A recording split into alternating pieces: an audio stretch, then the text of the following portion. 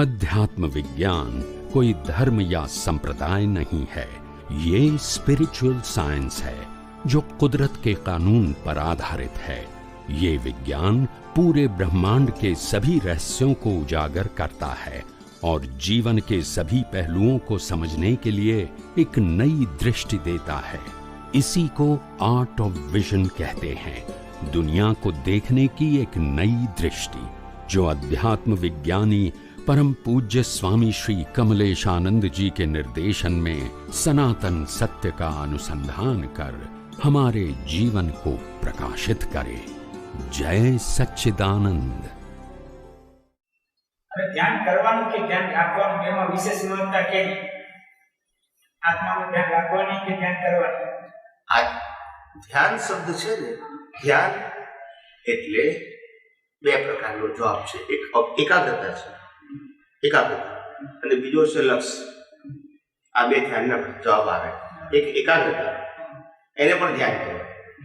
કોઈ ફોટો હોય ભગવાનનો, એક ધારું જો લોકો ધ્યાન કરે છે, એને લક્ષ્યમાં રાખો કે હું પરમાત્મા છું અથવા હું શુદ્ધાત્મા છું, એ ધ્યાન છે।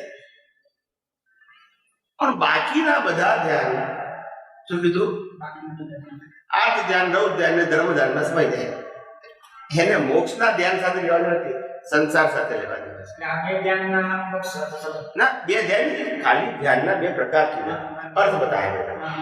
એક તો કોઈ પણ વસ્તુ પરમાત્મા ઉપર કે ઉપર એકાગ્ર કરવું, એને જગતના લોકો ધ્યાન કહે છે। અને બીજું ધ્યાન તો સ્વસ્વરૂપ, એનું ગુણ, એનો સ્વભાવ, એનું અસ્તિત્વ નું લક્ષ્યમાં રાખવું, એ પણ એના લક્ષ્યમાં રાખવું, હું શું છું તે ધ્યાન રાખવાનું તો છે નહીં, કરવા પણ વળી પાછું આવી ગયું ને, કરવાનું જેમ બોલે એટલે પછી કરવા મળી જાય। ઘણા બધા લોકો એવું કે આપણે ધ્યાન એટલે આંખો બંધ કરીને બેસી જવું, જગતથી દૂર જતા રહેવું, એકાગ્રતા કરી નાખવી, એ ધ્યાનથી શક્તિઓ ઉત્પન્ન થાય, આવું બધા સમાજમાં આવી બધી વસ્તુ હોય છે। હવે હું એમ કહું છું કે ભાઈ આ મન વચ્ચેનું કાયાને પલાઠી વાળીને બેહાડો કે ના બેહાડો, પણ તમારું મિથ્યા જ્ઞાન, મિથ્યા દર્શન, મોહનીય કર્મને શું કરશો? એને ક્યાં બેહાડશો? એનો નાશ કરવા માટે જ્ઞાન જોશે કે નહીં? પહેલું નહીં તો આંખો બંધ કરશો તોય પાછા વિચારો તો આવવાના, કારણ કે મૂળ અજ્ઞાન છે। તમારે ધ્યાન રાખવું કે રહેશે જ નહીં, ખાલી તમે થોડા સમય માટે બહારની દુનિયા ભૂલી અને અંદરની દુનિયા જોયા કરો તો આટલું ફેર છે। પણ પેલું અજ્ઞાન કેમનું જશે? કારણ કે અજ્ઞાન આપણે જ્ઞાન તરીકે સ્વીકાર્યું છે, એ અજ્ઞાનને કાઢવું પણ આપણે પડશે, એ કોઈ નહીં કાઢી શકે। જ્ઞાની પુરુષ અજ્ઞાન કાઢવાનો રસ્તો બતાવે, પણ કાઢવું તો પોતે જ પડે। એક વ્યક્તિ બીજા વ્યક્તિનું અજ્ઞાન ના કાઢી શકે, અજ્ઞાન કાઢવાનો રસ્તો બતાવી શકે। એવું જો અજ્ઞાન કાઢી શકતા હોય તો બધાનું કાઢી શકે, તીર્થંકર ભગવાન તો બધાને કેવળ જ્ઞાન થઈ જાય, એવું શક્ય? એટલે ધ્યાન શબ્દ ધાર્મિક અને સામાજિક રીતે સારો શબ્દ છે, સારો શબ્દ છે।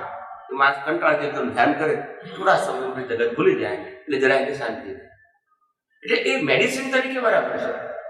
આધ્યાત્મમાં એની કોઈ વેલ્યુ?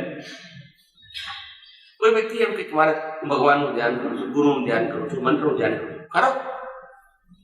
પણ એ બધી વસ્તુ ધ્યાન કરે છે એ તારી કોઈ રિલેટિવ અપેક્ષા માટે કરે છે, એને આત્મા સાથે કોઈ લેવા દેવા નથી। એની આત્માના સદિક કરતો હોય, આત્માનું લક્ષ્ય રાખવું એ ધ્યાન છે। મન વચનનું કાંઈ કોઈ પણ અવસ્થામાં પોતાનું પોતે કોણ છે? હું ચેતન છું, હું અવિનાશી છું ને હું જણ શક્તિ વાળું છું, એને કયા ધ્યાનની જરૂર છે?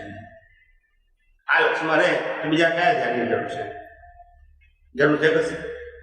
હું ચેતન છું, હું અવિનાશી છું અને તમામ પ્રકારની અનુશક્તિઓ વાળું છું, આટલું જો ધ્યાનમાં હોય તો મારે બીજું કોઈ ધ્યાનની જરૂર છે? જરૂર છે? પછી બાકી જરૂર છે એ તો પ્રકૃતિ માટે છે, માન, સન્માન, કે જે પોતે રિદ્ધિ સિદ્ધિ જે પોતે, એને આત્મા સાથે કોઈ લેવા દેવા, એને આત્મા સાથે લેવા દેવા નથી। ઘણી જે આપણે વાત કરો સાહેબ ધ્યાનની, તો એવી જે ધ્યાનની પદ્ધતિ જે થાય કે જે પોતાની સ્વયં શક્તિ ઉત્પન્ન થાય, એટલે સાહેબ એનાથી અવકાશ થાય એવું બધું એક વાત કરું સાહેબ કે એવી અંદરની શક્તિ આપણને સ્ફુરાયમાન થાય કે ભાઈ કયો માર્ગ મોક્ષ માર્ગ છે, એની માટે આપણને હેલ્પફુલ કરી. આપણને શું તમે મને કહો તો ખબર પડે ને, એવું શું છે કે અંદરથી ઊભું થાય અને તમારું અજ્ઞાન નાશ થાય, એવું શું છે મને કહો તો ખબર પડે ને. એટલે સાહેબ જેમ કે આપણે ધ્યાન કર્યું 1 કલાક, બરોબર, તો સાહેબ અડધી કલાક 1 કલાક તો જે જગત સંબંધી ભૂલાઈ ગઈ તો શાંતિ થઈ ગઈ આપણને સાહેબ, બરોબર ને. તો એ જ રીતે સાહેબ ધીમે ધીમે આ સંસાર ભૂલાવવા માટે એવી કદી આની આગળની છે. આ મેડિસિન છે, મેડિસિન કહેવાય. શું કહેવાય? અજ્ઞાન નાશ ના થાય એનાથી. મેડિસિન છે, તાત્કાલિક લાભ થાય. કેવો થાય? તો થાય. તમે આંખો બંધ કરીને બેસી જાઓ, થોડા સમય માટે દુનિયાને ભૂલી જાઓ, ધીમે ધીમે વિચારો બંધ થઈ જાય એટલે એકદમ શાંતિ થઈ જાય. હકીકત થાય, હું ના નથી માનતો, પણ જેવું પછી આંખો ખોલી એટલે હતા એવાને એટલે દવા તરીકે બરાબર છે, એ કાયમી ઉપાય નથી. સમજાય છે? જેમાં આપણે ઠંડી લાગતી હોય, અહીંયા 0 ડિગ્રી હોય ને આપણે તાપણું કરીએ તો ઠંડી લાગે, પણ જેવા દૂર ગયા પાછા હતા એવાને એટલે ટેમ્પરરી ઉપાય તરીકે બરાબર છે. એટલે તમે કીધું વ્યવહાર સત્ય અને ધાર્મિક સત્ય તરીકે બરાબર છે, એક હેલ્પફુલ છે મેડિસિન તરીકે. આધ્યાત્મમાં એની કોઈ વેલ્યુ, આધ્યાત્મમાં દરેક વસ્તુ એવું હોવું જોઈએ કે જેનું પરમેનન્ટ સોલ્યુશન મળે. શું મળે? ટેમ્પરરી દવા કેટલી વસ્તુ છે, સમજાય છે કે નહીં? તમે આજે હિમાલયમાં જતા રહો, શું કીધું, અને 1 વર્ષ સુધી પાછા ના આવશો, ઓટોમેટિક તમને આ દુનિયા ભૂલી જશે, કારણ કે તમને યાદ આવે એવા સંજોગો નથી. ત્યાં આગળ નથી ફોન, નથી ટીવી, કશું છે નહીં, પબ્લિક પણ નથી. તમને કેવી સંસારનો વિચાર આવશે? કેવી રીતે આવશે? પણ એક કાયમી ઉપાય છે, એક કાયમી ઉપાય છે. કાયમી ઉપાય તો તમારા જ્ઞાન દર્શનથી હોવો જોઈએ. ગમે ત્યાં ના હોય આપણને અસર કેમ કરે? સમજાય છે? એ કાયમી ઉપાય છે. આ તો તમે દૂર ગયા એ ટેમ્પરરી ઉપાય છે. શું થયો? ટેમ્પરરી તરીકે બરાબર છે, ક્ષણિક. સમજાય છે? પણ એ કાયમી ઉપાય નથી. કાયમી ઉપાય તો તમારું જ્ઞાન દર્શન અંદરથી એવું ખીલી ઉઠે, શાશ્વત શક્તિ વાળું. કેવું? ટેમ્પરરી નહીં તો પછી ગમે તેવી અવસ્થા આવે, આપણને શું વાંધો છે? અને ગમે ત્યાં હોઈએ, ઇવન તો ઉપસર્ગ પરિસર ગમે તેવા આવે, કર્મના ભોગોટા ગમે તે આવે, પણ આપણું જ્ઞાન દર્શન 24 કલાક હાજર જ છે. પછી વાંધો શું છે? અને આનો ભોગવટો તો કમ્પલસરી છે. રામકૃષ્ણ આવીને આવ્યો તો બરાબર છે, પણ અંદરનું જ્ઞાન દર્શન તમને હાલે નહીં, અસ્થિર ના કરે. બસ એવું તમારી પાસે શાશ્વત જ્ઞાન દર્શન સમજણપૂર્વક, સિદ્ધાંતપૂર્વક તમારી દ્રષ્ટિમાં હોવું જોઈએ, અને એનો ઉપયોગ કરશો તો કાયમી ઉપાય થશે. બીજા બધા ઉપાય ખરા પણ ટેમ્પરરી એવા છે. આપણે કોઈને કહીએ કે તને બહુ ટેન્શન થાય કે કશું વાંધો નહીં, તું માળા ગણ, રોજની 5 માળા, અને ખરેખર જો માળા ગણે તો એટલા સમય પૂરતો એનો વિચાર ધીમે ધીમે બંધ થઈ જાય, નવકાર મંત્ર ગણે. પણ એ કાયમી ઉપાય છે, એ કાયમી ઉપાય છે. તો પછી બાકી ટેમ્પરરી ઉપાય તો ઘણા બધા છે, ઘણા બધા છે. સાહેબજી ધ્યાનની વાત કરી, બરાબર છે. હવે આપણે આમ ટીવી ઉપર બેઠા હોય, ટીવી જોતા હોય અને મનગમતી ક્રિકેટ મેચ ચાલતી હોય, વર્લ્ડ કપ ચાલતી હોય, એમાં ભારત જીતવા તરફ આગળ વધી હોય, એ વખતે આપણે દુનિયા યાદ કરવી પડે કે એમને ભૂલી જાય? બોલો, કેવું જ્ઞાન કહેવાય? એમ નહીં, પણ આ ધ્યાનમાં દુનિયા તો ભૂલી ગયા ને તમે. આખું કામ શું હતું? દુનિયા ભૂલવી તો ભૂલી ગયા ને.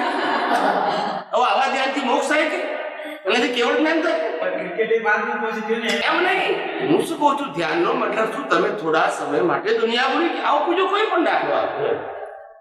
કહેવાનો મતલબ એ ઉપાય થોડો છે, કાયમી ટેમ્પરરી બરાબર છે, ટેમ્પરરી બરાબર છે.